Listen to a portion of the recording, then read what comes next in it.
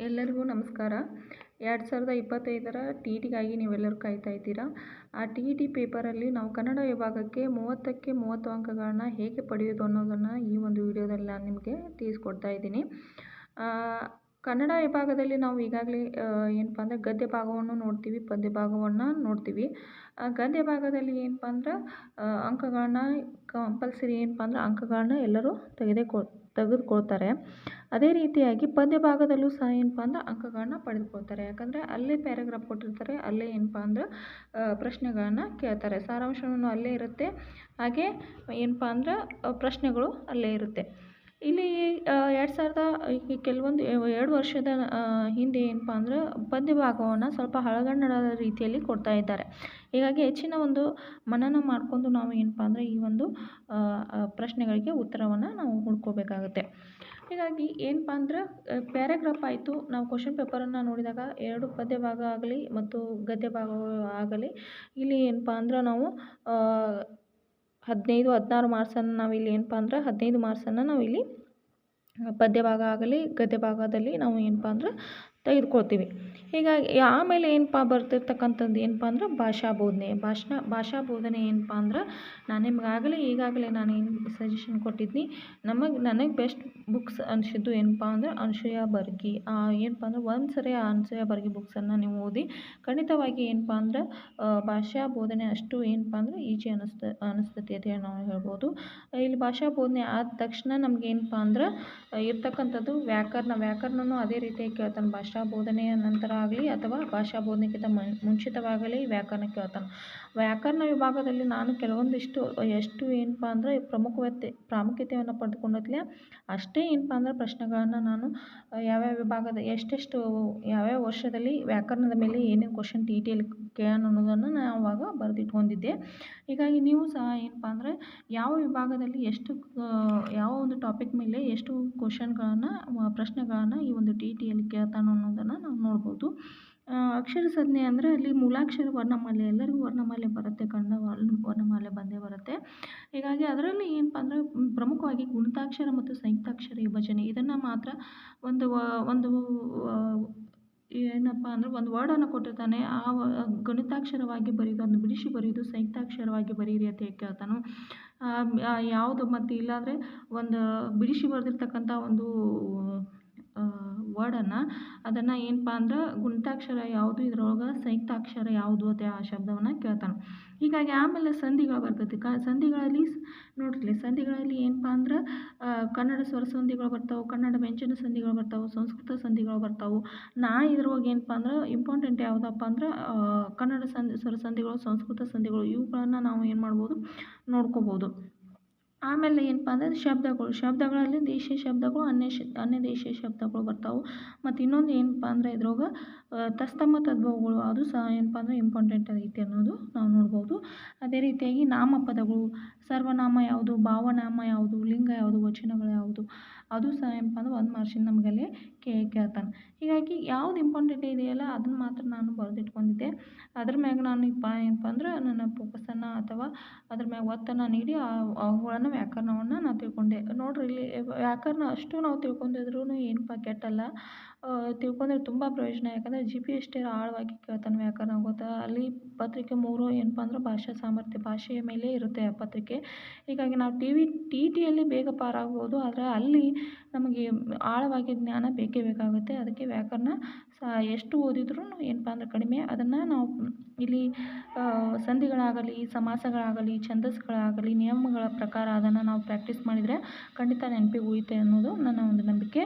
Next ಇನ್ನೊಂದು ಏನಪ್ಪ ಅಂದರೆ ಪ್ರಕರಣ ಮತ್ತು ಧಾತು ಕ್ರಿಯಾಪದಗಳು. ಧಾತುಗಳು ಯಾವುದರಲ್ಲಿ ಕಾಲಾರ್ಥ ಯಾವುದು, ವಿಧೇಯಾರ್ಥಕ, ಸಂಶಯಾರ್ಥಕ, ನಿಷೇಧಾರ್ಥಕ ಇವು ಸಹ ಏನಪ್ಪ ಅಂದ್ರೆ ನಾವು ಟಿ ಇ ಟಿಯಲ್ಲಿ ನೋಡ್ಕೋಬೋದು.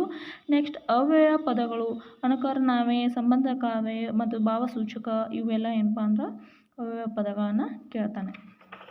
ನೆಕ್ಸ್ಟ್ ಏನಪ್ಪ ಅಂದ್ರೆ ಕೃದಂತ ಪದಗಳು ಮತ್ತು ಸಾಧಿತ ಶಬ್ದಗಳು ಇವನು ಸಹ ಏನಪ್ಪ ಅಂದ್ರೆ ಕೇಳ್ತಾನೆ. ಕೃದಂತ ಭಾವನಾಮ ಯಾವುವು, ಏನಪ್ಪ ಅಂದ್ರೆ ಕೃದಂತ ಭಾವನಾಮ ತದ್ದಿತ ಅಂತ ಕೃದಂತ ಇವನ್ನೆಲ್ಲ ಏನಪ್ಪ ಅಂದರೆ ಕೇಳ್ತಾನೆ. ನೆಕ್ಸ್ಟ್ ಬರೋದು ಸಮಾಸಗಳು. ಸಮಾಸಗಳಲ್ಲಿ ನಾನು ಮೇಲೆ ಒಂದು ಇದನ್ನು ಸೆಂಟೆನ್ಸ್ ಮಾತ್ರ ಕೇಳಿದ್ದೀನಿ. ಸಮಾಸಗಳಲ್ಲಿ ಸಾಕಷ್ಟು ಪ್ರಕಾರಗಳನ್ನು ನಾವು ನೋಡ್ತೀವಿ. ಏನಪ್ಪ ಅಂದ್ರೆ ಕರ್ಮಧಾರಯ ಸಮಾಸ, ಬಹುವ್ರೀಹಿ ಸಮಾಸ, ಅಂಶಿ ಸಮಾಸ, ಇವೆಲ್ಲ ಸಮಾಸಗಳನ್ನು ನಾವು ನೋಡ್ಕೋಬೇಕಾಗುತ್ತೆ. ತತ್ಪುರುಷ ಸಮಾಸ ಇವನ್ನೆಲ್ಲ ಏನಪ್ಪ ಅಂದ್ರೆ ನಾವು ನೋಡ್ಕೋಬೇಕಾಗತ್ತೆ.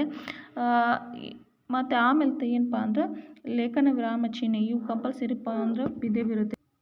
ಲೇಖನ ವಿರಾಮ ಚಿಹ್ನೆಗಳನ್ನು ಕೇಳ್ತಾನೆ. ನೆಕ್ಸ್ಟ್ ಏನಪ್ಪ ಅಂದ್ರೆ ಛಂದಸ್ಸು.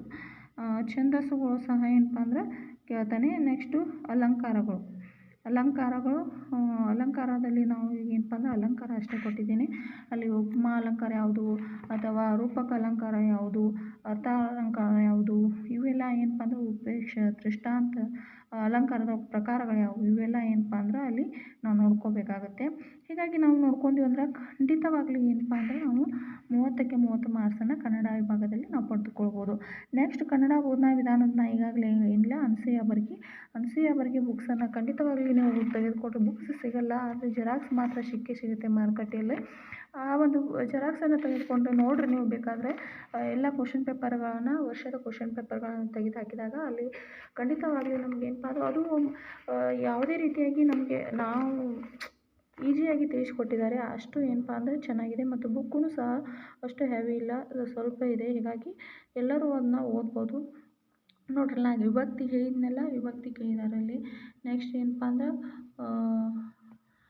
ಸಾಕಷ್ಟು ಏನಪ್ಪ ಅಂದ್ರೆ ಇದನ್ನೇನು ಗ್ರಾಮರನ್ನು ಕೇಳ್ತಾರೋ ಅದಕ್ಕೆ ಏನಪ್ಪ ಅಂದ್ರೆ ಗ್ರಾಮರನ್ನು ಚೆನ್ನಾಗಿ ಓದಿಕೊಂಡ್ರೆ. ಮತ್ತು ಇಲ್ಲಿ ನೋಡ್ರಿ ಈ ಕ್ವಶನ್ ಪೇಪರ್ ಇದು ಯಾವುದಪ್ಪ ಅಂದ್ರೆ 2021 ಹೆಮ್ಮರ ಪದವು ಈ ಸಮಾಸಕ್ಕೆ ಉದಾಹರಣೆಯಾಗಿದೆ. ಇವನು ಸಹ ಏನಪ್ಪ ಅಂದರೆ ಸಮಾಸಗಳ ಮೇಲೆ ಕೇಳ್ಯಾರ. ನೋಡ್ರಿ ನಾನು ಏನಪ್ಪ ಅಂದರೆ ಯಾವ್ದು ಇಂಪಾರ್ಟೆಂಟ್ ಅದಾವಲ್ಲ ಕ್ವಶನ್ ಪೇಪರ್ಗಳನ್ನ ತಿರುವಿ ಹಾಕಿ ಇದು ಟೈಮ್ ಶಾರ್ಟ್ ಇದ್ದಾಗ ಮಾತ್ರ ಇಂಪಾರ್ಟೆಂಟ್ ಯಾವ ಟಾಪಿಕ್ ಮೇಲೆ ಓದ್ಬೋದು. ಟೈಮ್ ಇದ್ದಾಗ ನಾವು ಅಷ್ಟು ಗ್ರಾಮರ್ ಮುಗಿಸಿದ್ರು ನಮ್ಗೆ ಏನಪ್ಪ ಅಂದ್ರೆ ಅದೇನು ಸಮಸ್ಯೆ ಆಗೋಲ್ಲ. ಓದಿದರೆ ತುಂಬ ಚೆನ್ನಾಗಾಗುತ್ತೆ. ಆಳವಾದ ಜ್ಞಾನ ಎಲ್ಲದಕ್ಕೂ ಏನಪ್ಪ ಅಂದ್ರೆ ಪರಿಪೂರ್ಣ ಅಂತಾರಲ್ಲ, ಆಳವಾದ ಜ್ಞಾನವನ್ನು ನೀವು ಎಲ್ಲರೂ ಪಡೆದುಕೊಳ್ರಿ. ನೆಕ್ಸ್ಟ್ ತದ್ಭವ ರೂಪ ಇದು ನೋಡ್ರಿ ತತ್ಸಮ ತದ್ಭವ ಕೇಳ್ಯಾರು ಮತ್ತು ನುಡಿಗಟ್ಟು ಕೇಳ್ಯಾರು. ಹೀಗೆ ಏನಪ್ಪ ಅಂದ್ರೆ ವ್ಯಾಕರಣದಲ್ಲಿ ಸಹ ಏನಪ್ಪ ಅಂದ್ರೆ ನಾವು ಪರ್ಫೆಕ್ಟ್ ಆಗಿದ್ವು ಅಂದ್ರೆ ವ್ಯಾಕರಣ ಇಲ್ಲಿ ಬೋಧನಾಶಾಸ್ತ್ರ ಇವೆರಡೂ ಪರ್ಫೆಕ್ಟ್ ಆದ್ರೆ ಖಂಡಿತವಾಗ್ಲೂ ನಾವೇನಪ್ಪ ಅಂದ್ರೆ 30ಕ್ಕೆ 30 ಅಂಕಗಳನ್ನ ಕನ್ನಡ ವಿಭಾಗದಲ್ಲಿ ನಾವು ಪಡೆದುಕೊಳ್ಬೋದು.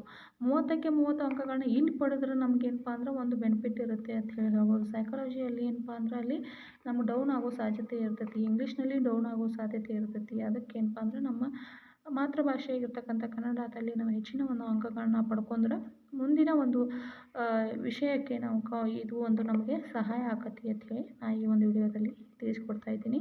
ನೀವು ಸಹ ಏನಪ್ಪ ಅಂದ್ರೆ ನೋಡಿರಿ ಇಲ್ಲಿ ಈ ವಿಡಿಯೋ ನೋಡಿ ಏನಪ್ಪ ಅಂದ್ರೆ ನೀವು ಅಷ್ಟೇ ಏನಪ್ಪ ಅಂದ್ರೆ ಅವು ಟಾಪಿಕ್ಗಳನ್ನ ಹಾಕೋಬೇಡ್ರಿ. ಸಾಕಷ್ಟು ನಿಮಗೆ ಹೆಂಗೆ ಅನಿಸುತ್ತೆ ಆ ಒಂದು ಕ್ವಶನ್ ಪೇಪರ್ಗಳನ್ನ ತೆಗೆದು ಹಾಕಿ ಯಾವ್ಯಾವ ಟಾಪಿಕ್ ಮೇಲೆ ಎಷ್ಟೆಷ್ಟು ಕ್ವಶನ್ ಕೇಳ್ಯಾರ ಅನ್ನೋದನ್ನು ತಿಳ್ಕೊಂಡು ನೀವು ಓನ್ ಪ್ರಯತ್ನ ಮಾಡುತ್ತಾ ಬರ್ರಿ. ಖಂಡಿತವಾಗ್ಲೂ ಏನಪ್ಪ ಅಂದ್ರೆ TET ಯಾರು ಆಗಿಲ್ಲಲ್ಲ ಅವರು ಖಂಡಿತವಾಗಿ ಈ ವರ್ಷದಲ್ಲಿ TET ಆಗೇ ಆಗುತ್ತದೆ. ಇನ್ನೊಂದು ಏನಪ್ಪ ಅಂದ್ರೆ ಆನ್ಲೈನ್ TET ಅನ್ನೋದು ಖಚಿತ ಆಗ್ತಾ ಇದೆ. ಹೀಗಾಗಿ ಆನ್ಲೈನ್ TET ಇರೋದರಿಂದ ಸಾಕಷ್ಟು ಏನಪ್ಪ ಅಂದ್ರೆ ಪ್ರಾಕ್ಟೀಸ್ ಇರಬೇಕಾಗತ್ತೆ ಕನ್ನಡದಲ್ಲಿ. ಯಾಕಂದ್ರೆ ಆಫ್ಲೈನ್ ಇತ್ತಂದ್ರೆ ನಾವು ಯಾವ್ದು ಬರಲಿಲ್ಲ ಅದನ್ನ ಬಿಟ್ಟು ಆಮೇಲೆ ಏನಪ್ಪ ಅಂದ್ರೆ ಲಾಸ್ಟ್ ಹಾಕ್ಬೋದಿತ್ತು. ಇಲ್ಲೂ ಸಹ ಆಪ್ಷನ್ಸ್ ಇರುತ್ತೆ, ಆದರೆ ಫಸ್ಟ್ ಟೈಮಲ್ಲ ಇವು ಸ್ವಲ್ಪ ಜನರಿಗೆ ಭಯ ಇರುತ್ತೆ. ಹೀಗಾಗಿ ಏನಪ್ಪ ಅಂದ್ರೆ ತುಂಬ ಪ್ರಾಕ್ಟೀಸ್ ಮಾಡಿ. ಖಂಡಿತ ಈಗ TET ಆಗೇ ಆಗುತ್ತೆ. TET ಏನಪ್ಪ ಅಂದ್ರೆ ಒಳ ಮೀಸಲಾತಿಗೆ ಅದೇನೇನು ಸಂಬಂಧಪಟ್ಟಿಲ್ಲ. TET ಏನಪ್ಪ ಅಂದ್ರೆ ಇನ್ನೊಂದು ತಿಂಗಳು ಅಥವಾ 1.5 ತಿಂಗಳಲ್ಲಿ TET ಕರಿತಾನೆ. ಯಾಕಂದರೆ ಒಂದೇ ಸಾರಿ TET ಆಗಿದ್ದು 2 ಸಾರಿ TET ಅಂದಿದ್ರು, ಒಂದೇ ಸಾರಿ TET ಆಗಿದೆ. ಹೀಗಾಗಿ ಏನಪ್ಪ ಅಂದ್ರೆ TET ಈ ಒಂದು ತಿಂಗಳು ಅಥವಾ 2 ತಿಂಗಳಲ್ಲಿ TET ಕನ್ಫರ್ಮ್ ಆಗುತ್ತೆ ಅನ್ನೋದು ಎಲ್ಲರ ಒಂದು ನಂಬಿಕೆ. ಹೀಗಾಗಿ ಎಲ್ಲರೂ ಓದಿ ಅಂತ ಹೇಳ್ತಾ ಈ ಒಂದು ವಿಡಿಯೋದಲ್ಲಿ ಮುಗಿಸ್ತಾ ಇದ್ದೀನಿ.